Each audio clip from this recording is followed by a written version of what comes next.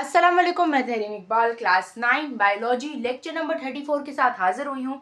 और आज के लेक्चर का हमारा टॉपिक है क्लासिफिकेशन, जिसमें हम पढ़ेंगे कि क्लासिफिकेशन होता क्या है, एम्स ऑफ क्लासिफिकेशन पढ़ेंगे और प्रिंसिपल्स ऑफ क्लासिफिकेशन को डिस्कस करेंगे कि ये तीनों चीज़ें होती क्या है। तो स्टार्ट हम करते हैं डेफिनेशन से। तो क्लासिफिकेशन बेसिकली है क्या? क्लासिफिकेशन है ये वो मेथड है जिसमें हम किसी भी ऑर्गेनिज्म को उसके ग्रुप्स या फिर सब ग्रुप्स में डिवाइड करते हैं। मतलब एक बेसिक बड़ा ऑर्गेनिज्म का ग्रुप हो गया, उसको हमने फर्दर उसकी प्रॉपर्टीज की बुनियाद पे सेपरेट किया ग्रुप्स में और सब ग्रुप्स में, तो इसको हम बोलते हैं क्लासिफिकेशन, यानी क्लासिफाई करना। अब अगर हम इसके एम्स की तरफ बढ़े तो एम्स ऑफ क्लासिफिकेशन होते क्या है?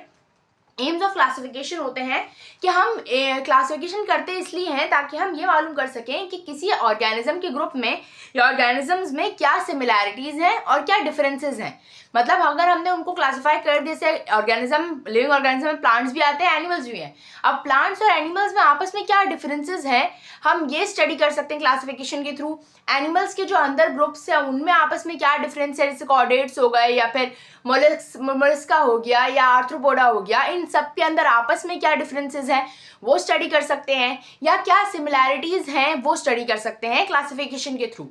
दूसरा, अब हम क्या मालूम कर सकते हैं, हम इवोल्यूशनरी रिलेशनशिप्स मालूम कर सकते हैं कि ये जो ऑर्गेनिजम्स हैं इनके एंसेस्टर्स कहाँ से थे और इनका आपस में क्या ताल्लुक है, इवोल्यूशनरी क्या ताल्लुक है इनका। जैसे अब स्पैरो और पिजन है, ये दोनों आपस में बर्ड्स की कैटेगरी में आ रहे हैं या एव्स की कैटेगरी में आ रहे हैं, तो इनका लाजमी एंसेस्टर या इवोल्यूशनरी रिलेशनशिप लाजमी होगा। तो ये हमें किस चीज़ से मालूम होता है? ये हमें क्लासिफिकेशन के थ्रू मालूम होता है कि किस तरह ऑर्गेनिजम्स आपस में सेम है, डिफरेंट है, या उनकी क्या इवोल्यूशनरी रिलेशनशिप है। अब अगर हम प्रिंसिपल्स की तरफ बढ़ें तो क्लासिफिकेशन की प्रिंसिपल्स में हम ये देखते हैं कि क्लासिफिकेशन जब हम करते हैं तो उसमें किस तरह ऑर्गेनिज्म के सिमिलर फंडामेंटल कैरेक्टरिस्टिक्स होते हैं फंक्शन के, मतलब कि उनके आपस में जो फंक्शंस हैं वो किसके सेम है और किसके डिफरेंट है। अब इसको हम किस तरह स्टडी करते हैं? मॉर्फोलॉजी की बुनियाद पर स्टडी करते हैं। मॉर्फोलॉजी क्या होता है? External features of an organisms are known as morphology, यानी उनके एक्सटर्नल फीचर्स क्या क्या है उनको मॉर्फोलॉजी कहते हैं। और मॉर्फोलॉजी के थ्रू हम स्टडी करते हैं कि कौन सा ऑर्गेनिज्म सेम है और कौन सा डिफरेंट है।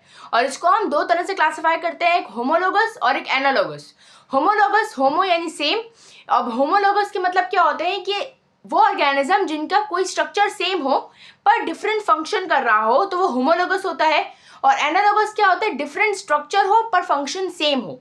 अब होमोलोगस की अगर मैं आप लोगों को डेफिनेशन बताऊं तो अब जैसे हमारे पास एक बैट का हाथ है या फिर एक ह्यूमन का हाथ है, स्ट्रक्चर ये होमोलोगस। अब स्ट्रक्चर हाथ का तो सेम ही है पर बैट का हाथ उसे उड़ने में मदद करता है क्योंकि उस पर विंग्स लगे होते हैं, और ह्यूमंस का हाथ उन्हें काम करने में मदद करता है। हम उड़ते तो ऑब्वियसली नहीं हैं, तो अब हमारा क्या काम है? उससे हम हाथ से चीज़ें उठाते हैं, लिखते हैं, ये काम हमारा हाथ से हम परफॉर्म करते हैं। लेकिन बैट के हाथ के साथ उसके, अब बैट तो लिख नहीं सकता या चीज़ें उठा नहीं सकता, उसके हाथों के साथ विंग्स अटैच होते हैं जो उसको उड़ने में मदद करते हैं।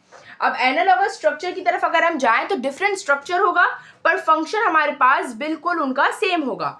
अब इसमें हमारे पास ये हो सकता है कि जैसे अगर हम बात करें विंग्स ऑफ द बर्ड की या विंग्स ऑफ द बैट की, इनका थोड़ा स्ट्रक्चर डिफरेंट होता है। विंग्स जो बर्ड के, बटरफ्लाई के जो विंग्स होते हैं वो एक अलग स्ट्रक्चर के दिख रहे होते हैं आपको, और जो बैट के विंग्स होते हैं वो एक अलग स्ट्रक्चर के दिख रहे होते हैं। मतलब बटरफ्लाई में आपको 4 विंग्स दिखते हैं, 2 ऊपर वाले 2 नीचे वाले, लेकिन जो आप बैट का विंग्स होते हैं उनका एक स्ट्रक्चर बिल्कुल अलग होता है, ट्रायंगुलर शेप का स्ट्रक्चर होता है उनका।